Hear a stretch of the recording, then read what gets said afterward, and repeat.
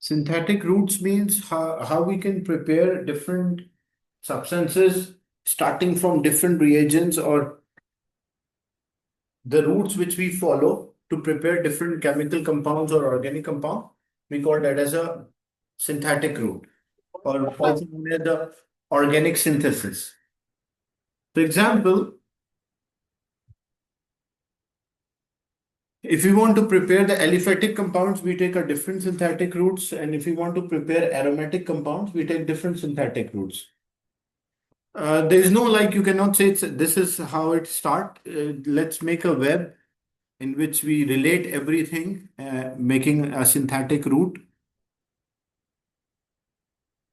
As well, you have to learn the reaction conditions as well for the specific synthetic route. So first part, we will discuss the synthetic routes for aliphatic compounds. Aliphatic compounds mean like straight chain or a branch, means without a benzene ring, we call them as a aliphatic compound. So first part is about aliphatic compounds. So let's say we start with alkane.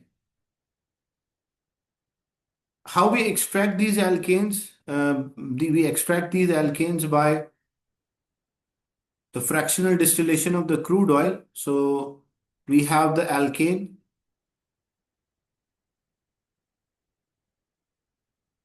which is obtained by a fractional distillation. There are other ways as well, but let's say we started with an alkane, which is obtained by fractional distillation.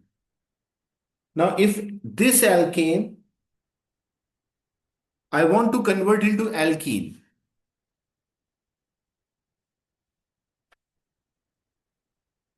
so we have alkane, and what we want to produce, we want to produce an alkene. So how it can be done?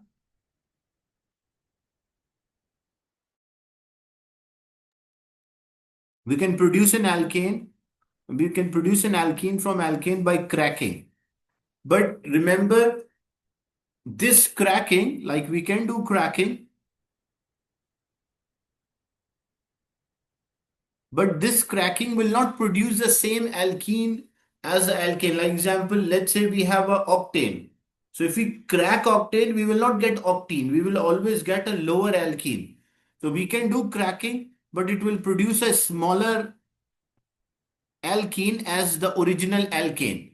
Like original alkane, let's say it is like a octane or nonane. So as a result, when we try to produce octene, we cannot produce octene by this cracking.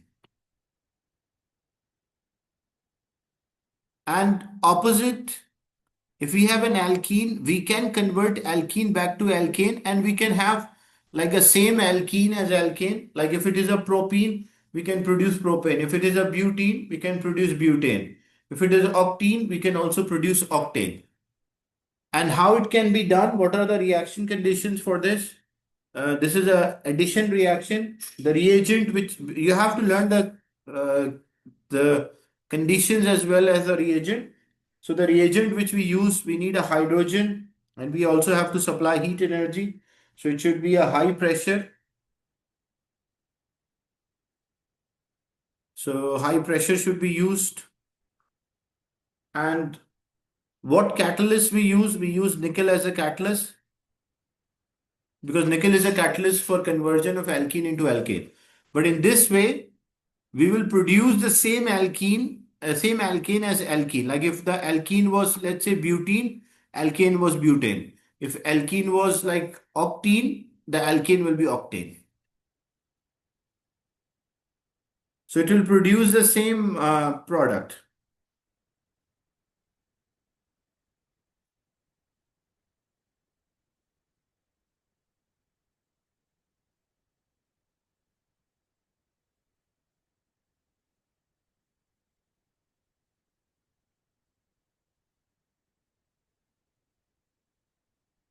Now, if we have an alkane and we want to produce a halogenoalkane,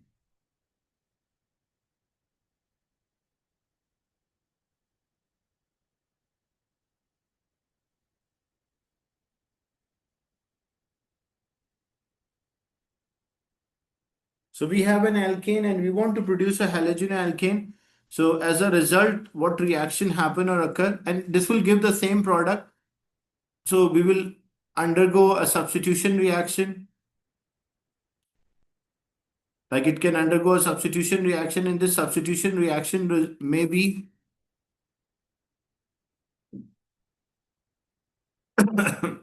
if you remember the free radical substitution reaction, when a methane react with chlorine or a butene react with chlorine.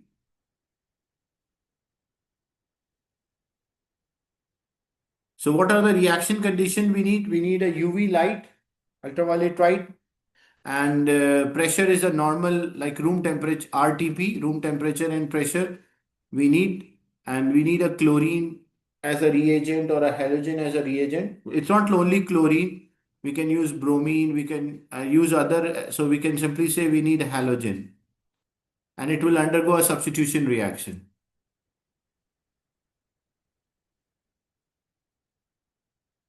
And from this halogen-alkane,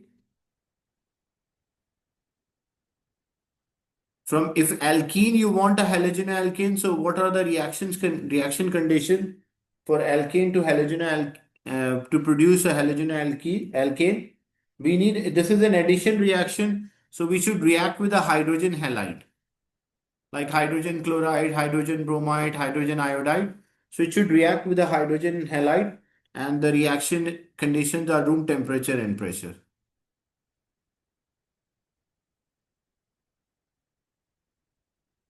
And this halogen-alkane can also produce an alkene, then it is an elimination reaction. Like this is at RTP, room temperature pressure, but halogen-alkane can produce an alkene. What we need potassium hydroxide, but alcoholic.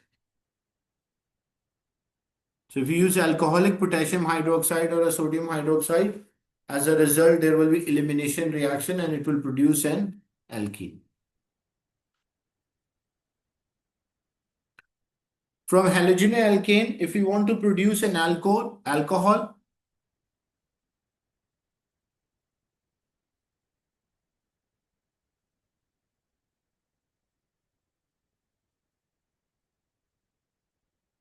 so if we want an alcohol, how alcohol can be produced from halogen-alkane? So normally we heat with a dilute aqueous alkalis. So we supply the heat energy with the alkali, and that is aqueous. So when we have aqueous alkali, it will produce a substitution reaction, SN1 or SN2 reaction will occur, and it will produce an alcohol.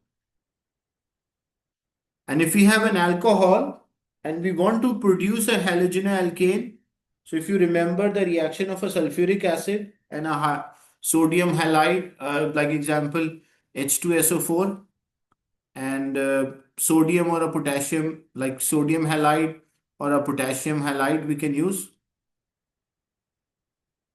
So first is the acid-base reaction, then is a substitution reaction in which it result in a formation of a halogen-alkane. So this, we use a concentrated sulfuric acid here. And if we have an alkene and we want to produce an alcohol, so again addition reaction. So what we do, it is done at a high temperature. We heat with the, like a steam is there, and the reagent which we use, or the condition which we use a phosphoric acid as a catalyst. So H3PO4 is not a reagent, it is used as a catalyst. Under a pressure, a high pressure is there and high temperature. And if alcohol, we want it to convert into alkene. So for a conversion of alcohol into alkene, we normally use aluminum oxide.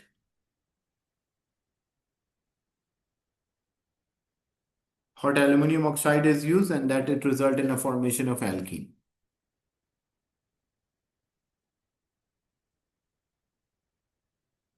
Then the alcohol which we have, it might be primary alcohol, it might be secondary alcohol. If it is a primary alcohol, If we have a primary alcohol and we do oxidation, what it result? It will result in a formation of an aldehyde.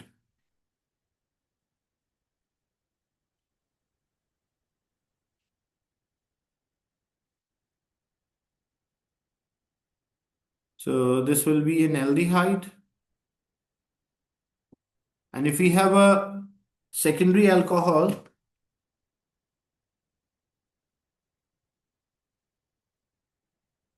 tertiary alcohol cannot be oxidized. So if we have a secondary alcohol,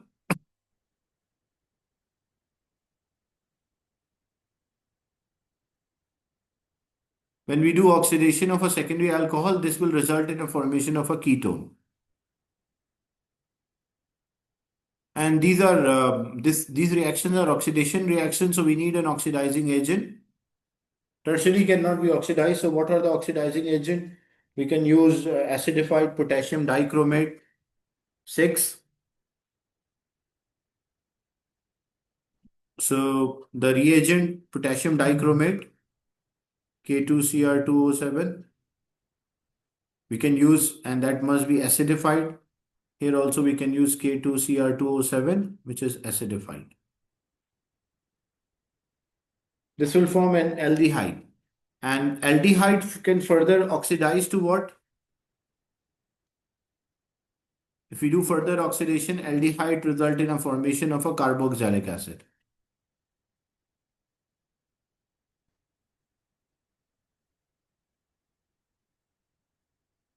So this will be a carboxylic acid.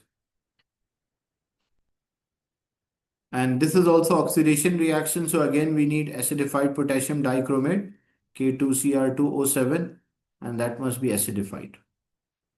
How we can reverse these reactions? If we have a carboxylic acid and we want to produce an aldehyde, so we need a like a reducing agent. But if we have an aldehyde and we want to produce alcohol, so same reagent can be used, like we can use lithium tetrahydrodualuminate in a dry ether, or we can also warm in water.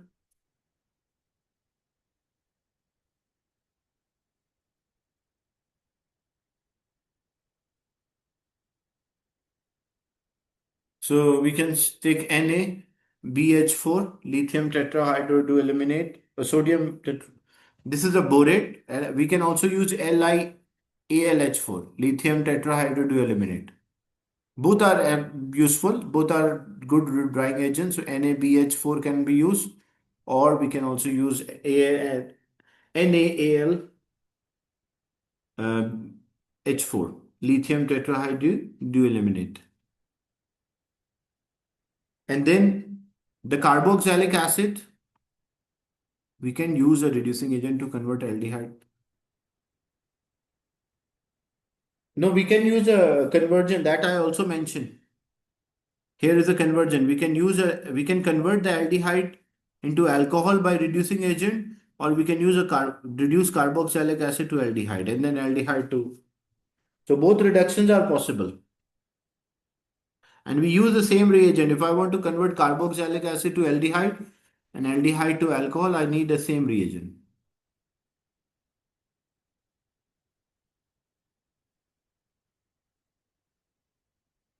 Yes, we can use ether like lithium tetrahydrodualuminate. No, ether is not alone. We have to use in a dry ether. We use that.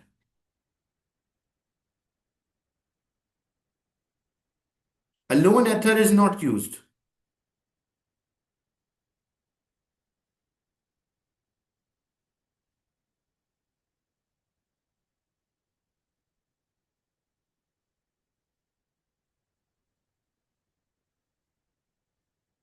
Then another substance which can be produced like carboxylic acid from here.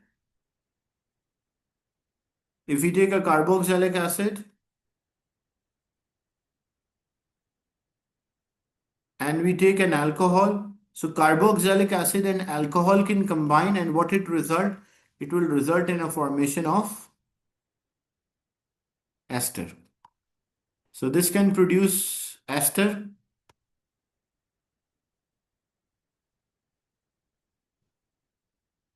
when the carboxylic acid and alcohol will combine with each other. And then halogenoalkane, we can convert this halogenoalkane into another compound which we call amine. So this will be amine. Amine means like when NH2 or NH group is there or nitrogen bonded with the carbon chains, we call that as amine. And for formation, like we need ammonia, we have to heat with ammonia as a reagent and it must be done at a high pressure. So with ammonia and high pressure, halogenoalkane will turn into amine. And then amine and carboxylic acid can react with each other, like amine and carboxylic, when they react with each other, what it result? It result in a formation of another type of a compound which we call amide. So we can, like, this is what you have to learn the whole the changes from one form to another. As you can see, the next slide, which is more detailed as compared to what, because I just wrote the basic ideas, but this is a more detailed slide. As you can see, you can change from one reagent to another.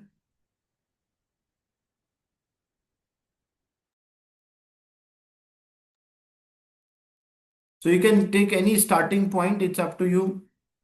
Example, let's say we started with an alkane. So if you start with an alkane,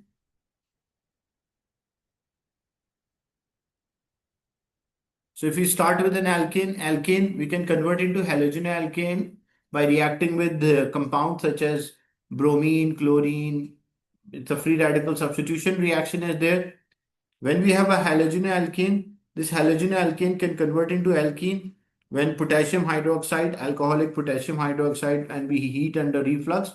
The type of this is more detailed because the type of a reaction is also given. So this is an elimination reaction.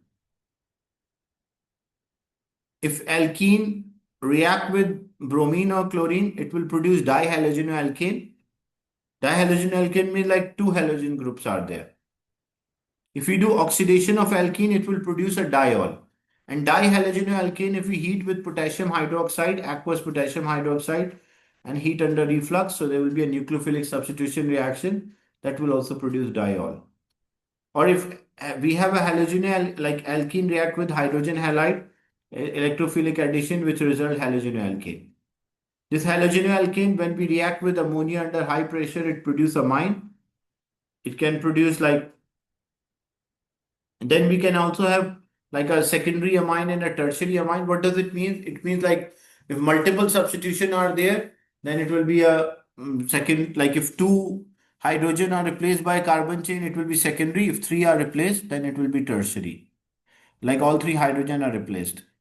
Or if we have a secondary, like if we have a amine is there and we react with acyl chloride, so as a result, it will produce amine. And amine can also, we can mix with carboxylic acid, which will also result in a formation of amine. Then this secondary amide is there. Secondary,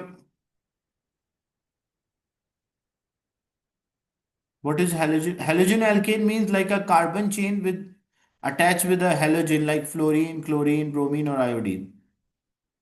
Like if we have a carbon chain, if you have a carbon chain and it is attached with chlorine, fluorine, bromine, or iodine, we call that as a halogenoalkane. So if so we have a amide group is there. Same thing. Halogenoalkane, we can react with potassium, aqueous potassium hydroxide and heat under reflux.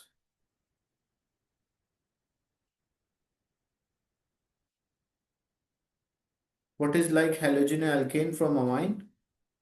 Halogenoalkane from amine means like you have, no, this is amine, and this amine when it react with acyl chloride, like when you have this amine group is there, this is amine. There's a carbon chain. This is amine group. And it reacted with acyl chloride like CH3, C double bonded with O and Cl. So this Cl will be removed and one of the like this whole part is negative and this is positive. So means, and this carbon is positive. So this carbon, the whole carbon will take position of the like nitrogen. So means two carbon chains will be attached here.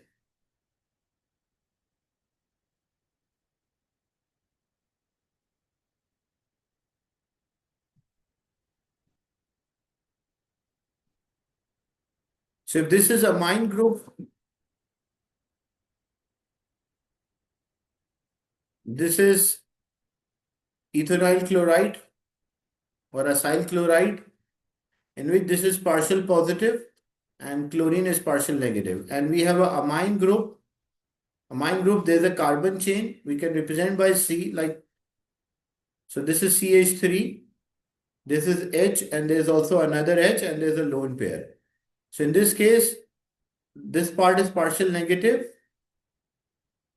and this include the whole, and one of the hydrogen is partial positive.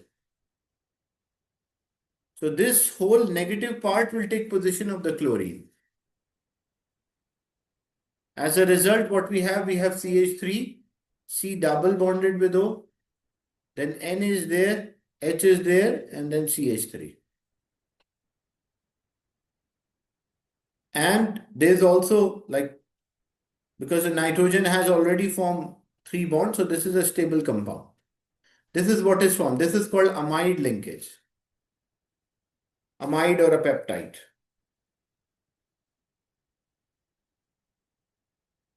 And when a carbon is attached, this is a secondary amide. If this hydrogen also replaced by a carbon chain, then it will be a tertiary amide.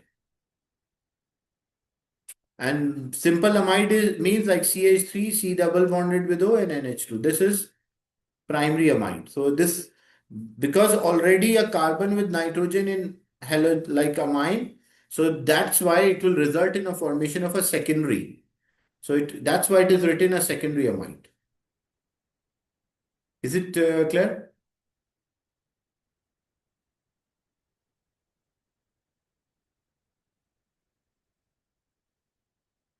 Then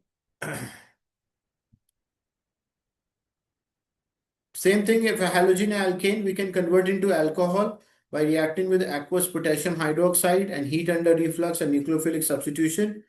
If alcohol is there, we can also react with either PCl5, PBr3 or PI3, or we can also use a sulfuric acid, a mixture of a like a reagent is there, sulfuric acid and hydrogen halide, that will also result in the same product.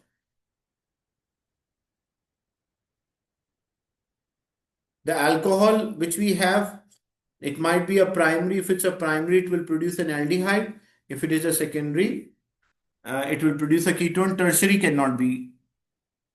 And if we want an aldehyde and we want it to reduce, so what we can do for a reduction? We can use a lithium tetrahydrodealuminate for this production. And if you further oxidize aldehyde, it will produce a carboxylic acid, and carboxylic acid can also be reduced to alcohol by using a reducing agent. Or a ketone is there, we can also use a reducing agent to reduce ketone.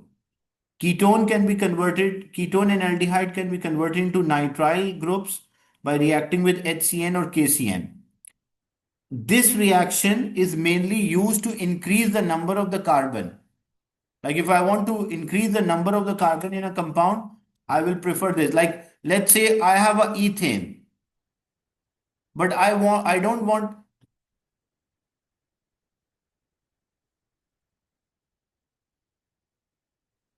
the tertiary alcohol cannot be oxidized because it does not have any hydrogen to lose. That's why.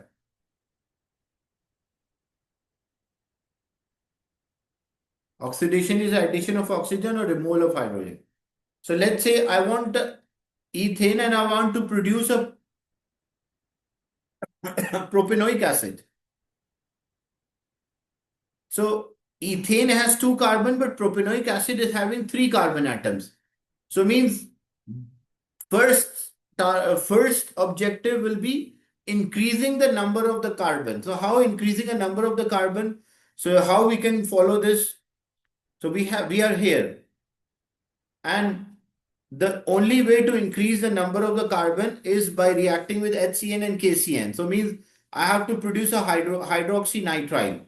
And after producing a hydroxynitrile, what I can do if I do hydrolysis,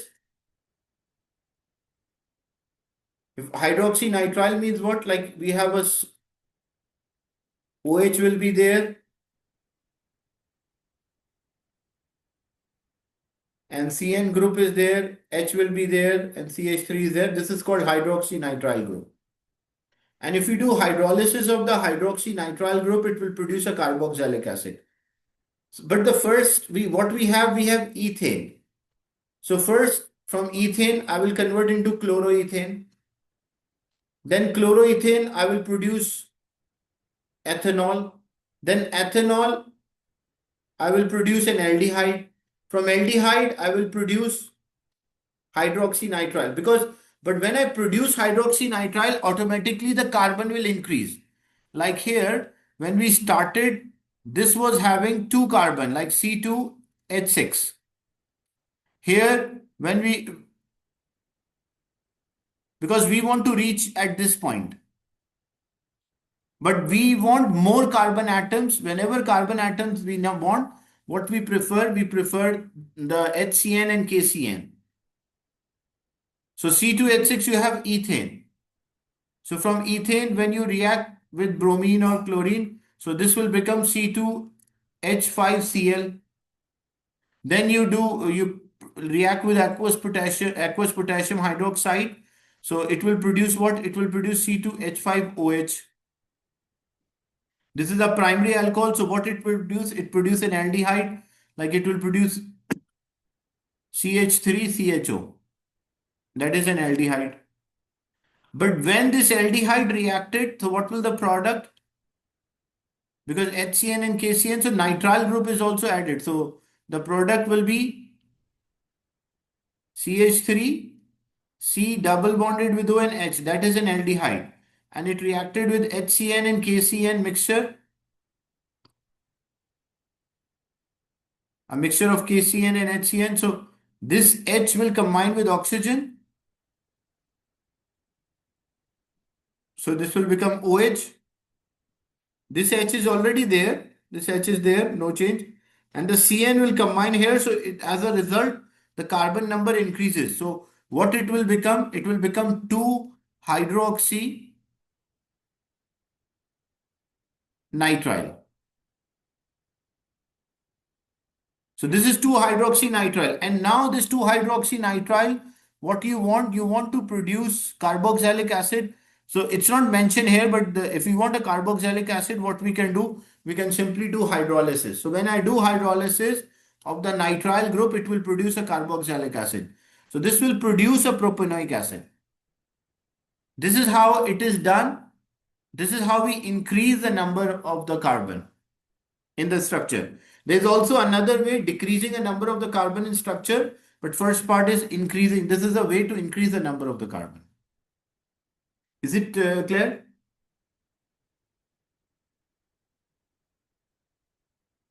Any question or doubt till this point?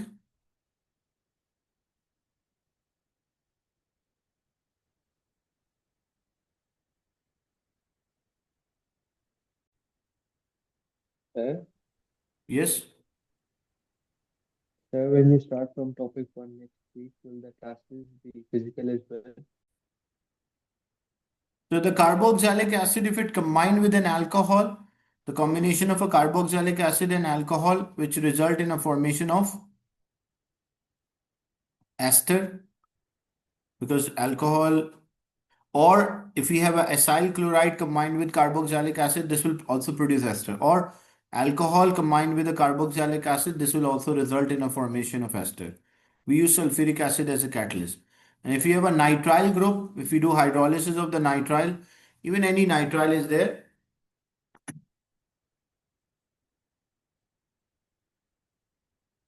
So hydrolysis of the nitrile group will always also produce what? It will also produce a carboxylic acid. So this is the synthetic route when we have the aliphatic compounds. So if I say I have ethyl ethanoate or ethyl propanoate, and I want to produce propane. How to reach from ethyl propanoate to propane? Let's see. Like this is important. Like all the condition, this is basically you have to memorize this. So you're here, okay, and you want to reach this point. First, we know when we do hydrolysis of the ester, it will produce alcohol and a carboxylic acid. So alcohol which is produced, because this is our ester ethyl propanoid.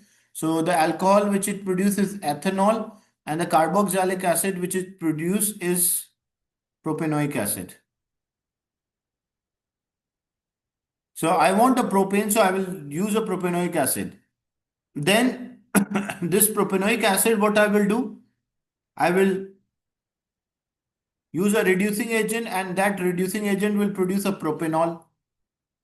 Then from this propanol, I will convert into chloropropane or bromopropane or iodopropane, where by heating under a reflux with any one of them, like chloropropane, I will heat with PCl5, bromo, I will heat with PBr3, and iodo, I will heat with PI3. So this will produce halogenalkane.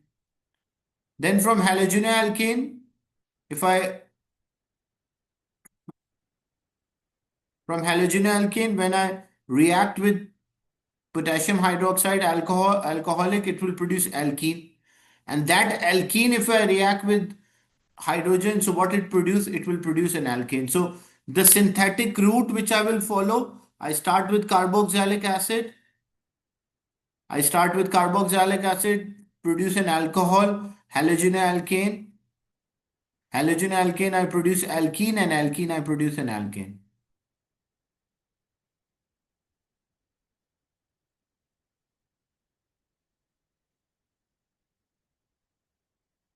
Yes, the hydrolysis of the ester produce ethanol and propanoic acid. We can separate the two substances on the basis of the boiling point. That is a separation technique which we use to separate them. But as we are discussing how to which synthetic route we should follow.